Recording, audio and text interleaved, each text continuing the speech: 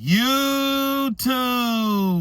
What's good, guys? It's your boy TD, and I'm back again with another video from Fantasy Good Sports, guys. And today's video is going to be on 5 players that aren't getting drafted enough. These guys aren't being drafted enough in your fantasy football drafts. So I'm going to mention some guys to make you feel comfortable about it, right? If you draft these guys. So make sure you hit the like button and subscribe to this channel. This is cutting edge content. I said what I said. This is cutting edge content. So guys, with no further ado, let's begin. And let's pay the bills real quick before we get started, guys. If you want to be part of my listener leagues, all you got to do is sign up as a member of the channel. I have 4 different tiers. Also, if you need a consultation, all you got to do is sign up as a Phenom member, and I can give you a free one. But if you don't sign up as a member, that's fine. I can do $50 for 30 minutes, and I can help you with your draft or anything that you need, guys. So make sure you hit the like button, subscribe to the channel, and sign up as a member. So, let's go. All right, you know how I'm going to do it, guys. I'm going to go from 5 to 1, right? But also, I got a couple bonus, guys, so make sure you watch the whole video and also hit the like button and comment and say, TD, I like this video or I don't. Put the 100 symbol, whatever you want to say, guys, put it in the comment section. Let's flood the comment section. I want over 100 comments, right? So, let's begin. My number 5 guy that I believe is not being drafted enough and people are sleeping on this guy is going to be Terry McLaurin from the Washington Commanders. Now, listen, I'm nervous about Jaden Daniels, but I know he's going to be a good quarterback and is going to play for over 15 years in the NFL, as long as injury doesn't happen or something like that, right? But watching them play, watching his coaching staff believing in Cliff Kingsbury, remember, he was one of my favorite offensive coordinators in Arizona. A lot of people said he sucked. He's not. He's terrible. He runs the same plays. And I said, no, guys, you are terribly wrong. And you can see it now with Jaden Daniels. He's a great offensive coordinator for a young quarterback. But I think Terry McLaurin is going to be a really good wide receiver again. I think Terry is going to come and show up and get a deal. I think when Terry starts balling out, because Jaden Daniels wants Terry to get his money, the coaches want Terry McLaurin to get his money. So they're going to make sure that Terry balls out. Right? So, guys, Terry McLaurin is a sleeper. He's going in, the 3rd or 4th round. We act like this guy wasn't a top 5 wide receiver last year. Now, listen, he struggled a little bit early in the season? Yes, but when he got going and Jaden Daniels got going and was healthy, Terry McLaurin was a top 5 guy. So, don't sleep on Terry McLaurin. Pick him up, guys. He's not being drafted enough. Far as people who I think watch my content and need trustworthy players. I think he's a trustworthy player. All right, let's move on to my number 4 guy. My number 4 guy is going to be a running back from the New York Giants, and it's going to be Tyrone Tracy. Now, listen, I was a little bit nervous about Tyrone Tracy because I really like Cam Scatterbo. I think Cam Scatterbo runs really hard. I think he's going to be a great NFL running back. But he's hurt. And he might not be ready for the beginning of the season. And even if he is, Tyrone Tracy didn't play last week. So that lets me know he is the starter. Not Devin Singletary like last year. Tyrone Tracy is going to get a workload. He's going to get 15 to 20 touches. So, guys, don't sleep on this guy. This guy's going late. Nobody's talking about this guy. So I love Tyrone Tracy. I think he's a great value. Pick him up. Last year, guys, he can catch out the backfield. He can line up at wide receiver. You know, he played wide receiver in college. So this guy has good hands. He just needs to hold on to the ball. And we saw that with a Giant 15 years ago with Tinky Barber. Tinky Barber started fumbling a lot, and all of a sudden somebody said, carry it up here instead of down here. And then he almost was on a Hall of Fame trajectory, 1,600 yards a season, with 1 or 2 fumbles a season. So I believe this could be Tyrone Tracy. I believe he's going to clean up the fumbling, and I think he's going to catch a lot of passes. And I do think Cam Scatterbo will come in and get some work, but Tyrone Tracy is the guy. Okay, guys, let's move on to my number 3 guy. My number 3 guy is going to be a running back from San Francisco, and it's going to be CMC. Now, listen, I've been talking about CMC on all videos. Like I always tell everybody, even if it's a lie, CMC is my guy.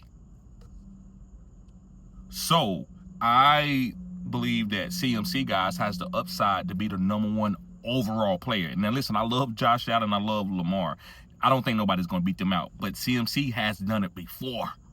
He's done it before on this San Francisco team when they giving him all the goal line touches, all the honey touches, catching 5 or 6 passes a game with no Debo there.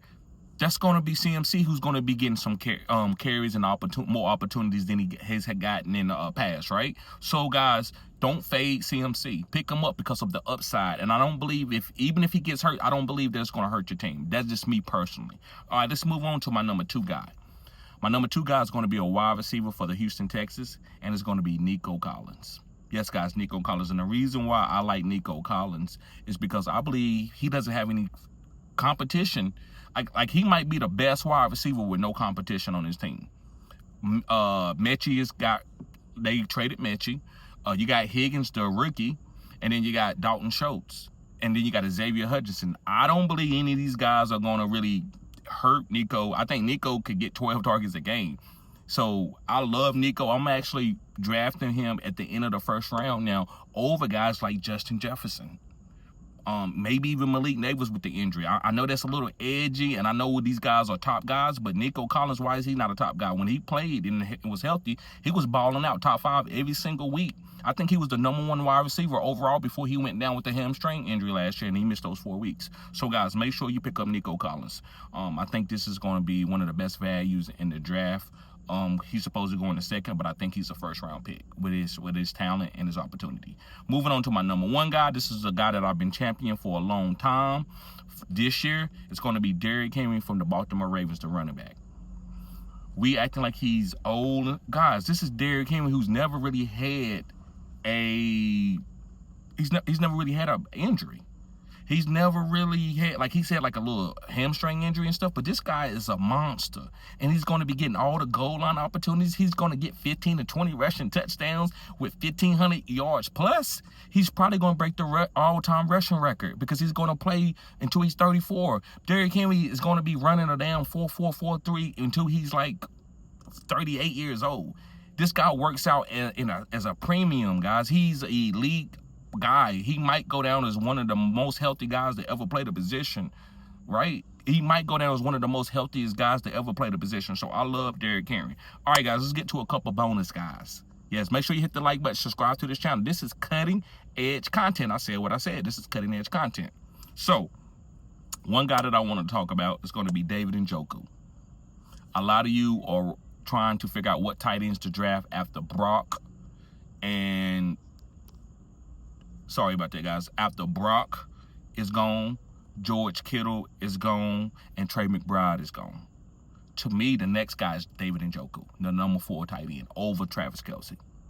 A lot of people can't get down with that because they worried about the quarterback position in Cleveland. Well, remember, a tight end is a quarterback best friend. Pause. And what I mean is, if you go watch rookie quarterbacks, you tell me when they don't target a tight end. There's very few rookie quarterbacks that don't hyper-target a tight end. Look at Jaden Daniels. Zach Ertz balled out. Look at C.J. Stroud. Was it Dalton Schultz, his rookie season? That tight end had a good season. It might have been somebody else. It might have been somebody else there. But that tight end had a good every single year. Mark Andrews with Lamar Jackson. Like, tight ends are quarterbacks' best friends, especially if you are a young quarterback. So I love David Njoku no matter who's the quarterback there. And Joe Flacco, we know he was a top 2 tight end with Joe Flacco there. So Joe Flacco is starting for the Cleveland Browns. So I love David Njoku. Going on to another running back from the Pittsburgh Steelers is going to be Jaylen Warren, the running back. And the reason why I'm trusting Jaylen Warren and he's moving up my rankings, and I think people are sleeping on him. I think Jaylen Warren, guys, is going to be protecting Aaron Rodgers, which is a premium because Aaron Rodgers have had injuries in the past.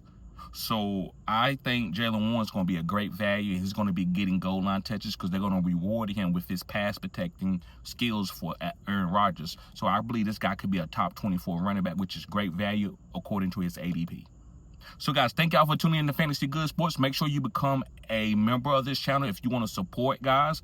Also, guys, hit the like button and subscribe to the channel. This is cutting edge content. You're not going to find this type of content, unedited videos, breaking them out in the car. I was the first guy in the whole fantasy football world that was doing videos from their car. Now you start watching, guys, everybody's doing videos outside, doing videos in different spaces.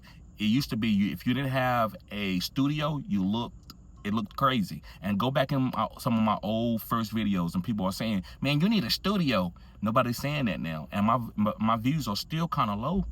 And I'm giving the gas. Go back and look at the comment section or go through my lives. And guys are going back vetting me and saying that I'm 70%. And I've been telling everybody for the last 2 to 3 years, I'm 70% with my guys. Not 70% everything I say. But when I tell you, this is my guy, this is my guy, this is my guy, this is my guy, and this is my guy. That's I'm gonna have a 70% hitting rate. I've been had it for the last 2 to 3 years. I might have had 1 year where it got into the low 60s. you know, I'm human, right? But other than that, I've been killing it. So guys, make sure you hit the like button, subscribe to the channel. This is cutting edge content. Peace.